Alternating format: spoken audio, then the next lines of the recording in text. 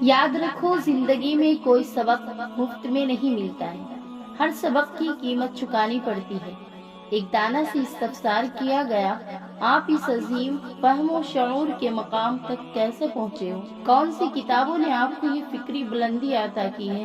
دانا نے جواب دیا، میں نے کتابوں سے نہیں بلکہ زندگی کے نشیب و فراز سے سیکھا ہے۔ 50 زخموں کی گہرائی میں اتر کر، 70 جھگڑوں کی سختیوں میں گر کر، بے شمار مصیبتوں کے بوجھ تلے دب کر شعور کی منازلیں طے کی ہیں۔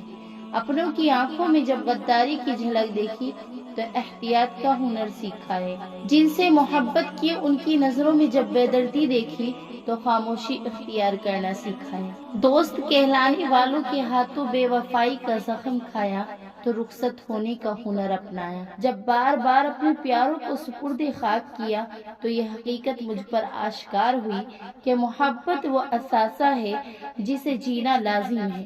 اگر سیکھنا ہے تو دنیا کو پڑھو، یہ وہ کتاب ہے جس کی وسعت لامحدود ہے۔